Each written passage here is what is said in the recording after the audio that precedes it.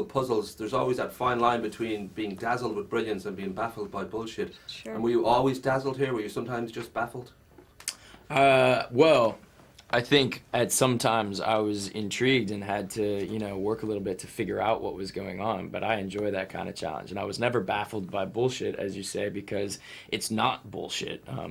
Inception is a story that Christopher Nolan's been working on for literally 10 years. And there aren't any holes in the logic. You'll get more out of it the second time you see it. But even the first time, I feel that the reason I'm able to just immerse myself in it is because I can trust that this actually makes sense. He's worked the whole thing through, and I'm not going to run into just some Hollywood excuse or plot device. Like, it's an actually really well thought through story. Same for you, young Ellen? Yeah, he took the words right out of my mouth. Yeah.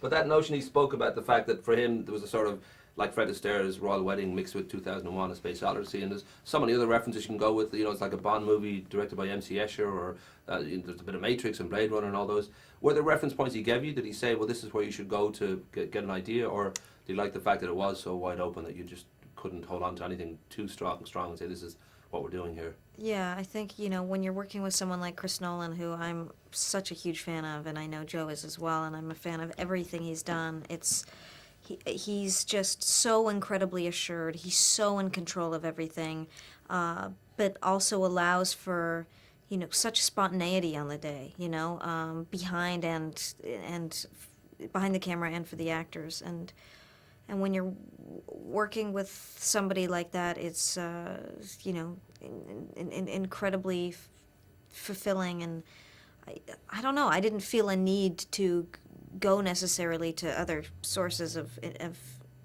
here's this incredibly original artist, Chris Nolan, who makes these huge scale movies that could maybe typically be a little one note, into these absolutely honest, sincere, immersive, multi-dimensional cinematic experiences. And I think it's exactly what he's done with Inception. I know I've got only a little bit of time. It's a shame you just moved it. It sounded so deep as you were talking, then kind of ruined it. Well, it's good. It's good for my ego. It's good for my ego. It's good for the old selflessness practicing. Well, I know we've very little time, so I'll have to jump straight into this little bit more about yourselves. I know with every artist, there's always that sort of public and private divide, and what's for sale and what's out of bounds. And it's often what's out of bounds is really what informs a person as an artist, what they have going on in their private life, what they have going on in their head, which is what you want them to hold on to. It's their business. But I do have to ask, in your case, Ellen, there is this sort of notion that something that informs you deeply that people have discussed, and I don't know whether it's true or not. Are you really Canadian?